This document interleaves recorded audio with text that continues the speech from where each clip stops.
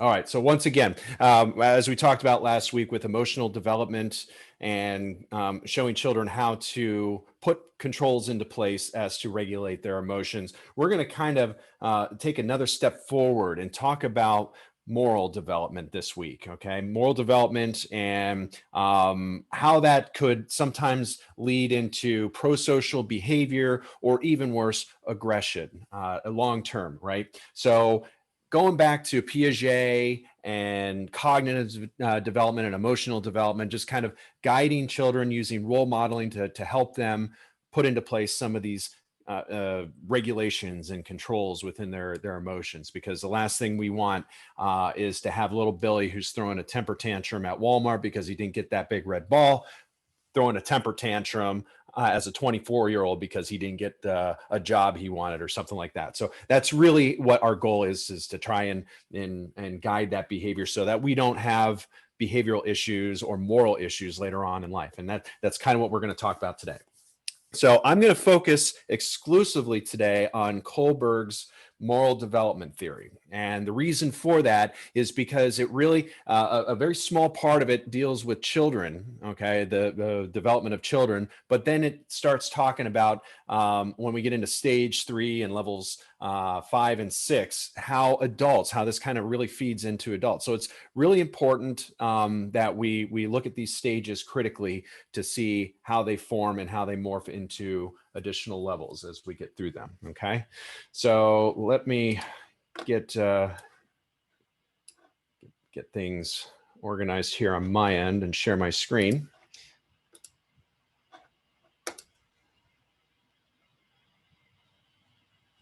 Oops, not what I wanted to do.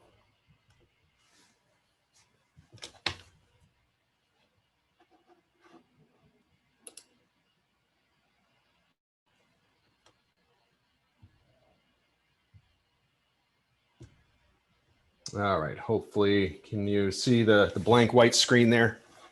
Yes. Okay.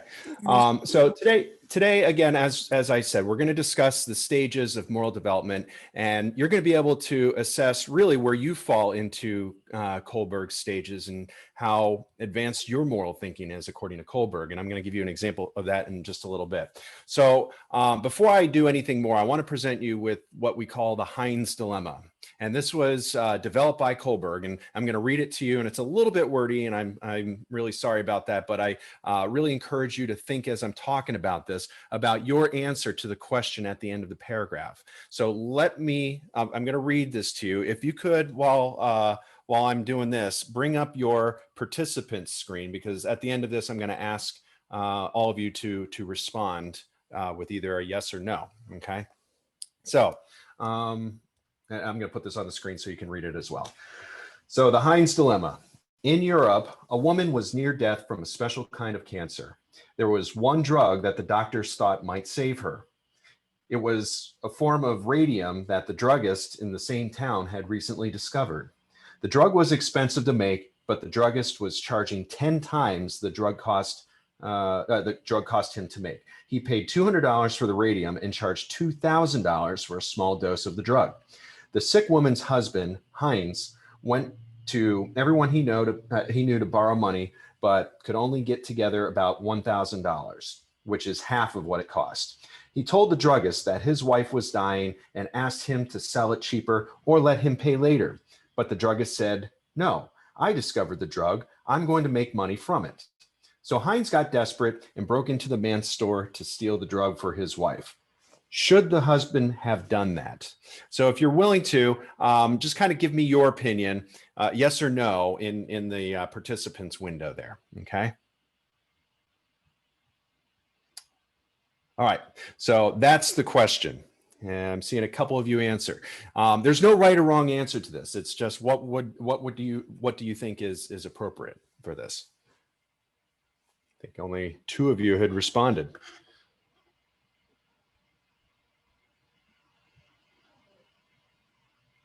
Of course, I see Jess driving, so obviously don't mess with your phone and drive.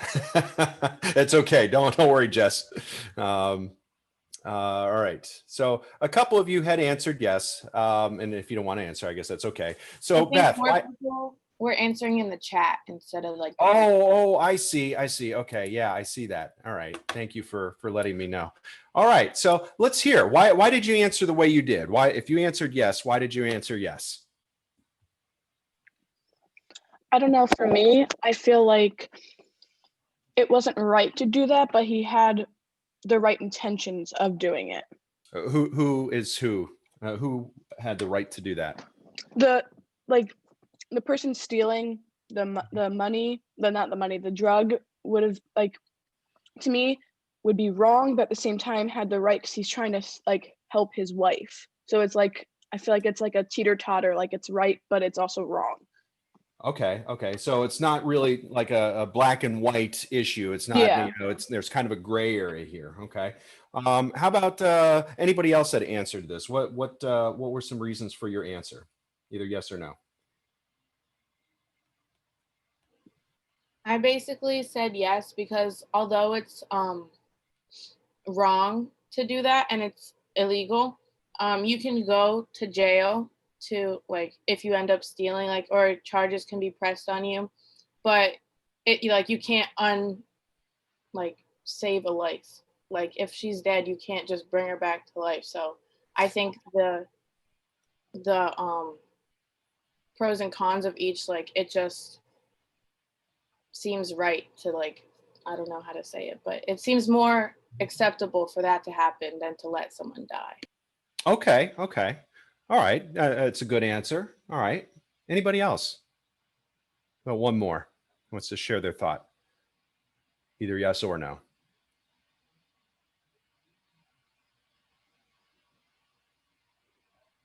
Anybody?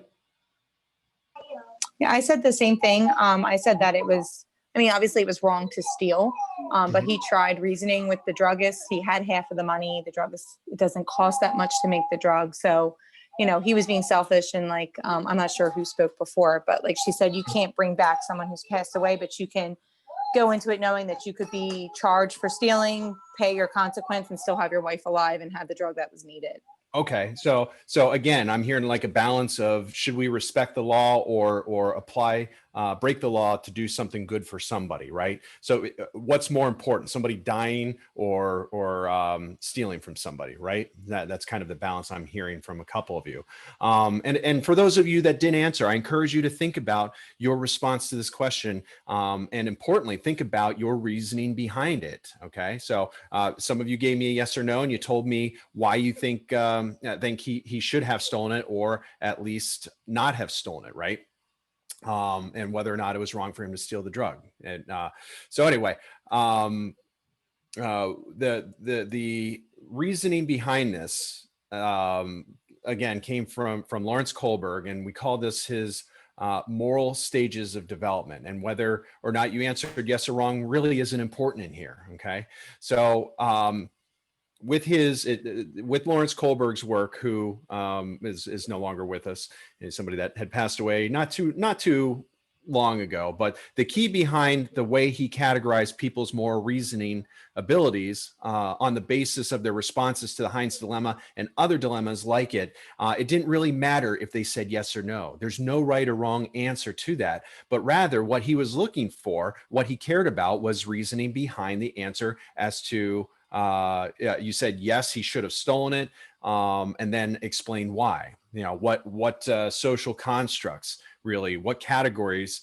what categorizes you in different areas within this sort of categorization system, which I'll explain here in just a little bit. So he came up with 3 stages with levels within each of those stages, and I'll get to all those in just a second here. But they all really depend on the reasoning behind the yes or no. Okay, and everybody had a different reason, but it's the reasoning behind it, not the yes or no, that really mattered. So depending on your reasoning, you could be in one of these 3 stages, and within each of those stages, I would allude to 2 different levels within each stage. And again, I'll give you a nice little picture here that will explain all that here in a minute.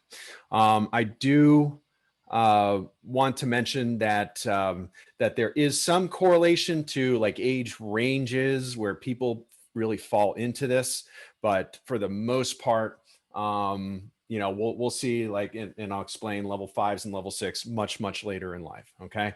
So here we go. Let me walk you through the different stages and levels within each stage, just to make sure it's very clear again, the how this looks. All right. So I'm going to switch up colors just a little bit. So here we have our stages.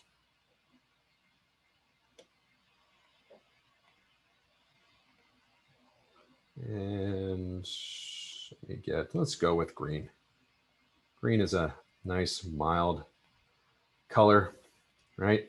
So we'll call this stage, kind of work backwards here. Stage 3,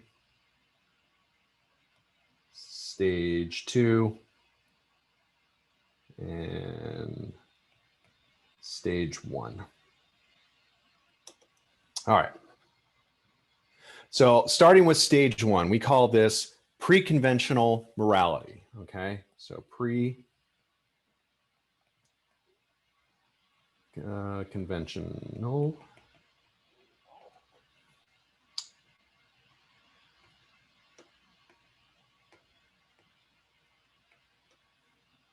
And pre-conventional means it's sort of basic, right? We're at the lower levels here. So the level 1, the very most basic form of moral reasoning abilities you can have according to Kohlberg, and obedience and punishment is really what we describe as the level 1. Okay, so remember, each one of these stages has 2 levels. So we're going to call this level 1 and level 2. So level 1 is really obedience and punishment. Now, I heard that echoed a little bit in some of your reasoning. Some of you talked about going to jail, right? So somebody at level 1 would be focused solely on that. Now, you went on to say, you know, is it worth going to jail, risking jail in order to save a life? And we'll talk about that when we get to level 4. But for the most part, kids that fixate on being punished, not doing something because of punishment, will be really at the level 1 here in Kohlberg's moral development. So for people at this level of morality, they're driven by avoiding punishment. So think back to Heinz dilemma. Somebody in the level 1 might say that they're, again, that they might say Heinz should not have stolen the drug for his wife. He might go to jail as a result. You know, right? He may be punished, and he doesn't want that bad thing, regardless of what it might look like socially or what it might mean for the level of his life, his wife's life. All right. So at level 2, morality. This is what we call individual interest.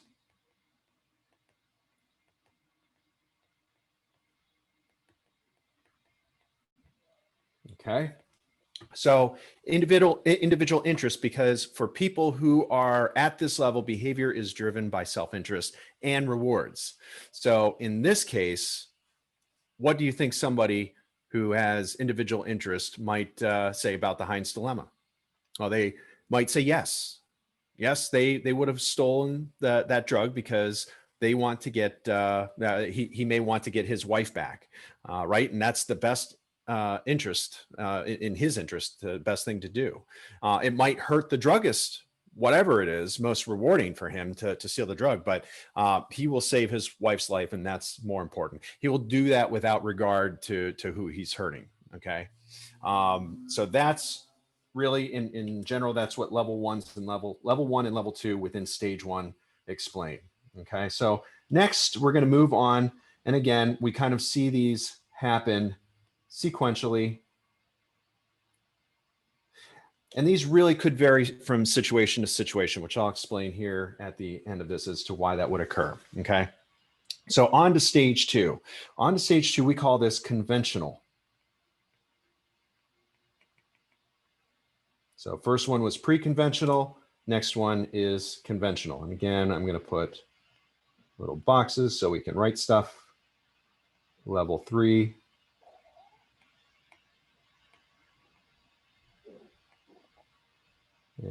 And level 4. Okay. So conventional morality, again, think of what conventional means. This means most people fall into stage 2.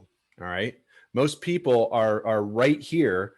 We've already talked about pre-conventional morality. Now we're talking about conventional morality. What do you think comes next, right? Post-conventional, which I'll write here in just a second. But before we get ahead of that, let's go between these 2 levels as well. All right. So the first one we have is interpersonal level. Interpersonal.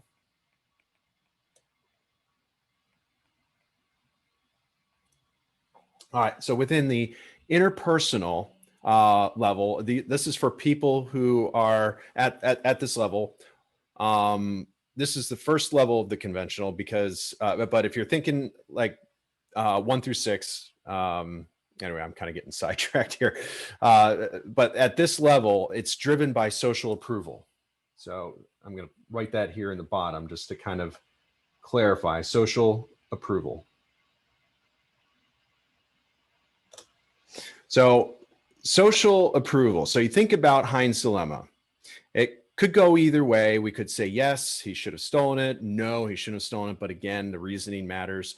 So somebody at level 3 morality might say he shouldn't have stolen the drug because most people view stealing as bad. So you see where that really is different. The people might look down on him for doing it, right? So he's not doing it because he might get in trouble. He's doing it because it might look bad on him. Or he might say he should steal the drug because even though stealing stealing is bad, letting your wife die is probably even worse. We kind of heard that echoed a little bit. So you should have done anything you could in order to avoid his wife dying, and that gains social approval. And these are the kind of people who wash their hands after using the bathroom only when somebody else is in the bathroom. Think about that, right? With them right in that same room. Now at home, they might not be washing their hands nearly as much, and that's really level of the level 3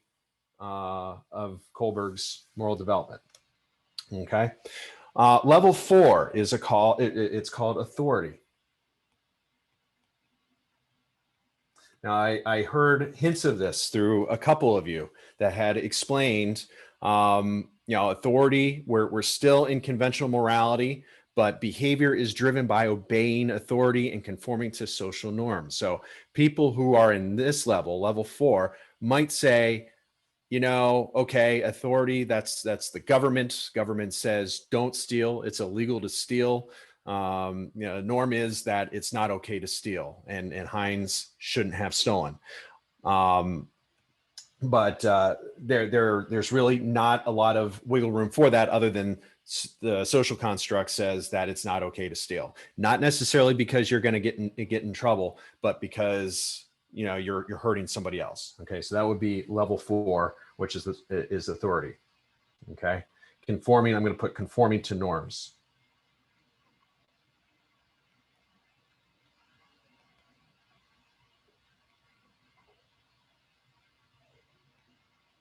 Okay, and then we're going to move down to, post-conventional.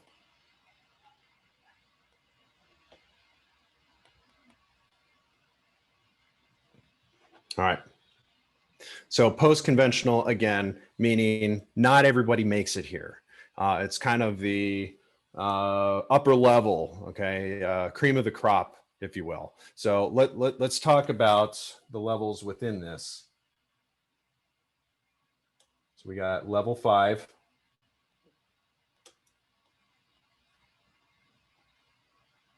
And then we got level 6, okay? So this is where level 5, which is what we're going to call social contract. And a majority for I would say I heard this really in just about everybody that had spoken up. Again, authority says we don't steal because society deems it as bad. But here's where we kind of get into that gray area that we talked about, a little bit of wiggle room. So this behavior is driven by the balance of social order and individual rights. So think about what that means, how somebody in social contract level might respond to the Heinz dilemma. Okay. And again, I think this echoed through our example when I asked you about your answer. So social order, they might talk about how, rules and regulations and laws, they're there for a reason. And if everybody stole, everybody committed crime, whenever they thought that they had a reason to, whenever they thought they had a legitimate reason to anyway, everybody would be committing crimes and society would just kind of implode or self-destruct. So that's social contract. And so the idea is, yes, you recognize the individual rights of the person who wants his wife to live, but you also recognize the person who invented the drug and their right. They have a right to the drug to use that however they want. Okay. And finally, we have universal ethics.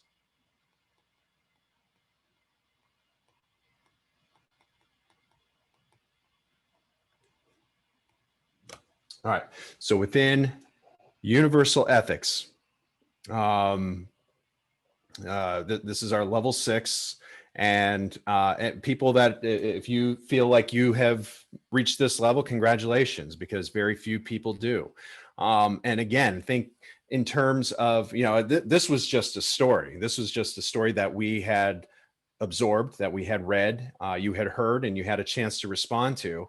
But how would you really have acted in that situation? All right, just kind of gauge that. So it's really dependent on the real life situation. That's kind of one of the limitations to these tasks with Kohlberg's moral development. Okay, so this behavior is driven by internal moral principles. So what does that mean? Okay, I have a moral principle that's it's wrong to steal. I have another moral principle that people have a right to live and be healthy, right? So universal ethics involves weighing these two conflicting moral principles in that dilemma. So your reasoning would be essentially reflect the idea of, okay, yes, it's wrong to steal. However, his wife has a right to live. That's far more important than the druggist's right to make money. So the life of his wife really outweighs the drug or the money. So that's really how people negotiate these moral conflicts. Any questions? Any feedback? Did this make sense? Okay, I have a short video here that I kind of want to roll through with you and use this as kind of a guide, just to kind of show you how children in certain situations or people in certain situations might answer this. Okay, and this is a real thing. And again, they have different types of tasks that test people to see how they would respond in this. Right. All right. So hold on one second. I'll switch my screen.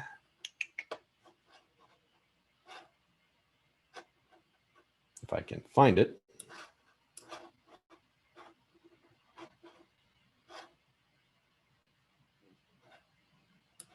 Ah, there it is. Okay. Share. So I'll be stopping periodically through this and just kind of discussing this. All right. Oh, actually, hold on. Let me stop sharing.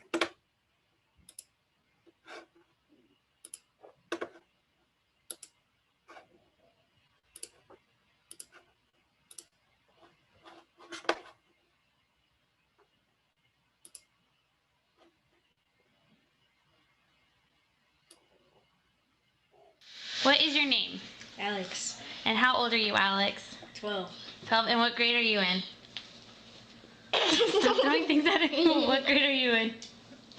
7th grade. I mean. 7th grade. Okay, I'm going to ask you a question. I just want you to respond to me the best you can. A man's wife is dying of a very severe illness and needs a medicine that costs a lot of money. He doesn't have enough to pay for it, so he decides to break into a store and steal it in order to save his wife's life. Did the husband do the right thing? No, because he should have tried to find an organization that would help him raise money or raise his money himself to buy the medicine. That's a good idea. What do you think he should do now, since he already went in and broke the law? All right. Did you pay attention to what was his answer there? That he should raise the money himself. Okay. Okay. And I think it labeled it actually, but if you didn't, hopefully you didn't see that. But what based on that answer, what do you think? What do you think his stage or his level is? What is it?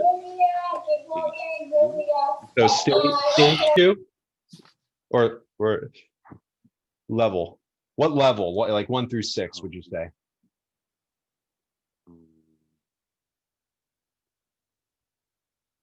Maybe maybe it would help if let me see if there's a way I can bring up both of these so you can see. Bear with me 1 minute.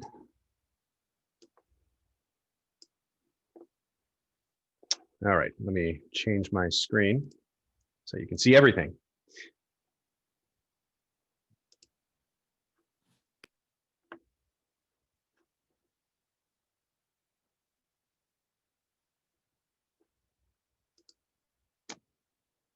All right, can you see the video on the left and stages on the right? Yeah. Okay, so again, where do you feel he fell on this continuum? Levels 1, 2, 3, 4, 5, or 6? So his answer was, let me play it again so you can kind of see what his reasoning. Help him raise money or His wife's life. Did the husband do the right thing? no, because he should have like tried to find an organization that would help him raise money or raise his money himself to buy the medicine. That's a good idea. What do you think he should do now, since he already like went in and broke the law? Find a way for his wife to get cured and that's it. Okay. So he kind of gave his solution to that, but what was the undertone there? What do you feel? Yeah, did he talk about going to jail? If he did this, he would go to jail. I see some of you had put level 1. Was his message you would go to jail? Did he talk about punishment and obedience? No. No. Okay. Was there an individual interest? If there was an individual interest, what do you think he might have said he would have done if he was at level 2? What do you think his answer would be, first of all? I think he would have said he would have stolen if he was at level 2. Yeah, he would have been more of his own self-interest, absolutely, and rewarded by that. How about interpersonal? We talked about interpersonal and social approval. Was there really much consideration as far as it not looking right or being accepted by friends or popularity or something like that?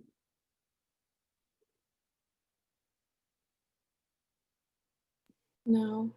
Okay. How about authority? Do you feel like there was anything, we shouldn't steal because it's against the law. It's not good to steal.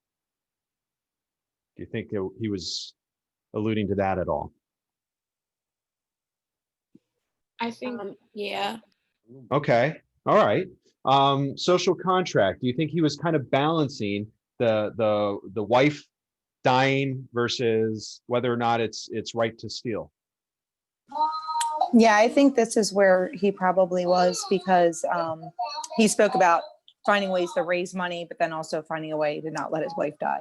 Okay. So maybe kind of flirting with the threshold of level 5, right? And level 6, universal ethics. I don't think we really saw any of that. So at least a level 4, maybe into level 5 a little bit. But I mean, it definitely the reason he gave for saying no was because it's against the law, and maybe we should look up different ways to do that. So yeah, if you said level 4, absolutely correct. Level 5, maybe there's some tone of that in there. Okay, so let's see what how this gentleman answers. One is, we would live in a very chaotic society if every individual interpreted their own experience and acted on it irrespective of laws and rules. The second reason is well, I would approach this individual and ask them what resources they have or feel that they don't have, and help them avail of those available resources. There's medication assistance programs, there's all kinds of social agencies, and I would bet that that individual didn't access all available opportunities. All right, thank you. Did the husband? Okay, what do you think?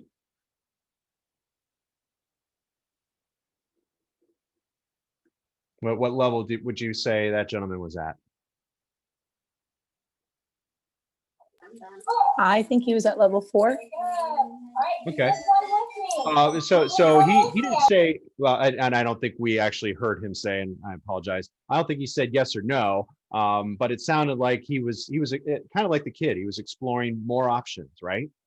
But he was also alluding to whether or not it would have been right to let the wife die and to look for other resources. So kind of similar to the kid, maybe a little higher. So yeah, I would say definitely level 5. I kind of detected a little bit of 6 in there, but I don't know as though we can classify him as level 6. Okay. Do the right thing? No.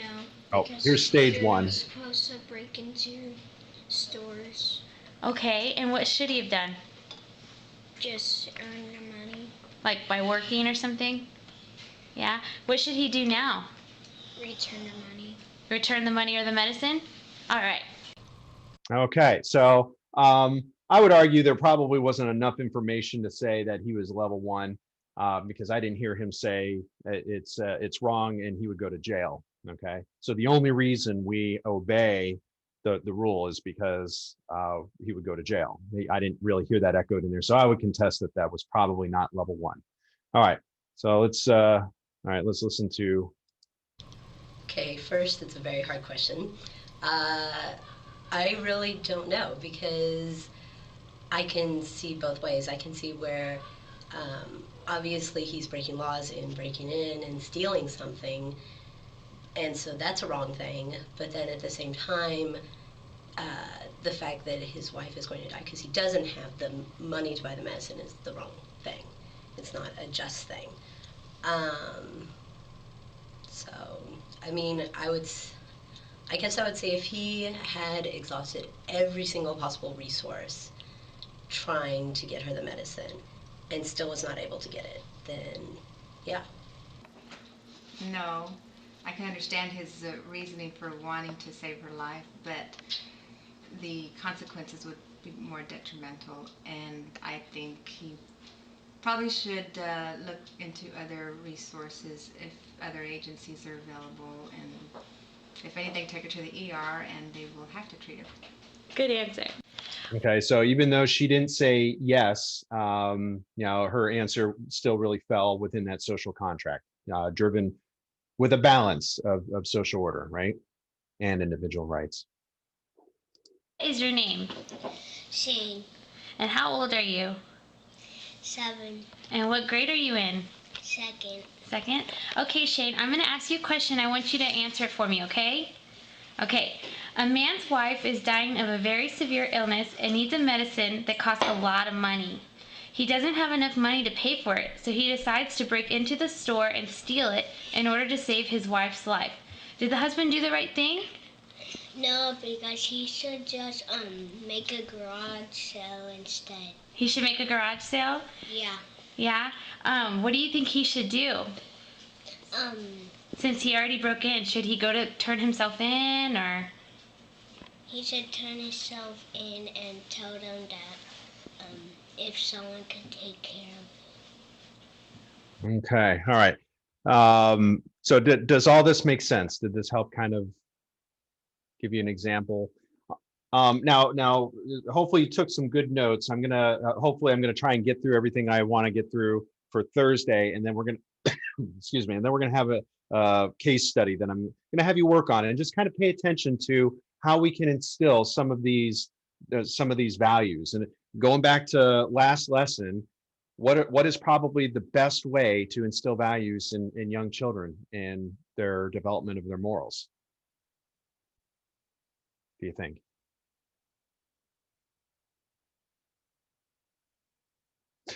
I think we talked about, go ahead, Kwame, I looked like you were going to say something. I was gonna say I don't think I was in the last class, but I was gonna say if you're trying to like uh improve like the morals and like the decisions children are making, I think it's like rewarding them and encouraging them when they're doing something that's like morally good, and it's like, all right, good, keep doing that. But if it's something that's like on the lower end of morals or like behavior, you should make sure that that's not something that's repeated and something that kind of just gets stuck with them. So make sure, Absolutely. yeah, You that's also basically. have, sorry. Go You're ahead. fine. I was done. You also like parents should set like clear boundaries for their children and like Mhm. uphold to those, but like make sure they're also reasonable. Okay, okay. So setting those boundaries, those social norms, right within the household, because when they expand their ecosystem into the classroom and then beyond the classroom later in life, our hope is that those values really carry with them. So moral development is very, very important. We can do that, again, referring to the previous lesson, we can do that through role modeling. We do what's right even when nobody's looking, right? And we talked about punishment. We talked about what if we punished a child when they did something wrong, especially harsh punishment? What do you think we're instilling? We're not necessarily teaching any values there. We're preventing them from doing something while the caregiver or while the educator is looking, which could be dangerous because now we might be promoting other bad behaviors such as lying and deceit. So level one is very important to get them through successfully and understandingly. And the other part is communication. So if we do say that something may not be the best choice, why? And offer alternative choices. You remember that from previous lessons. So a lot of these lessons really carry over as far as the development goes. Okay, so really that's all I have on moral development. We're gonna talk a little bit more on Thursday about how that feeds into like aggression and pro-social behavior and antisocial behaviors and stuff like that. So keep this stuff in mind. Hopefully you took some good notes. But that's all I have. Anybody have anything to add or any questions before we close this lesson, this lecture today? I had a question, but it wasn't necessarily about Kohlberg's. It was about something earlier in the chapter. Okay. When they were talking about self-control Mhm. and how research shows that like kids with higher self-control end up being basically more successful overall when they're adolescents. Yes. So how would that necessarily like apply to kids with like ADHD when they're younger and they have such poor impulsivity control and things like that? Do they show the same kind of findings with them, like having problems later on in adolescence, or does it depend on how the ADHD is like handled? That's a really good question, Felicia, and one that I'm very familiar with how this plays out. And I will tell you, it's a tough balance. Unfortunately, in many cases, a tough balance between medication and instilling skills to cope with whatever it is that and keeping them focused. When I'm working with children with ADHD or even adults with ADHD, the thing that I look for what's called the recording light. If I can tell that they're focused and that they're able to apply skills at any level, if I give them skills and I work with them in the therapeutic session and they're able to take those out to the real world and employ them and then come back and tell me that they were successful in doing that, that to me is a record light. That means that they're able to slow down the energy in their body and their brain enough to employ skills. So we can build on those skills. If you remember Vygotsky's scaffolding, right?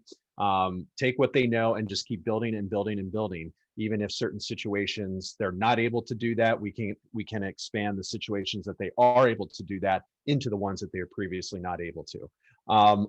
And again, unfortunately, sometimes it does require like a medical intervention, like some kind of prescription to get them. Because if I don't see that record light on, then transferring skills is usually very moot or very pointless. So it's important to kind of balance that and see what they're capable of doing without a medication regimen. Does that make sense? Yeah, I've actually done a little bit of research into it. I know that there's help when it comes to like working memory training and things like that Yeah. as well. So I Yeah. just wasn't sure how like the research plays out with I just was curious about that.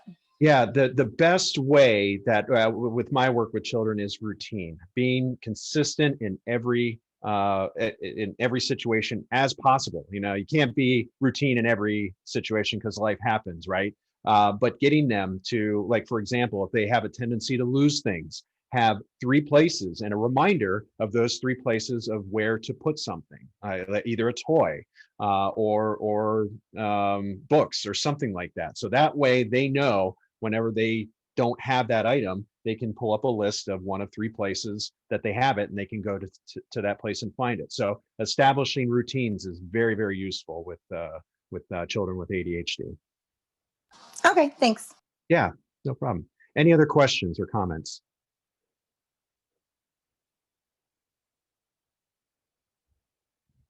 Okay. All right. So that's all I have for today. I'll stick around for a few minutes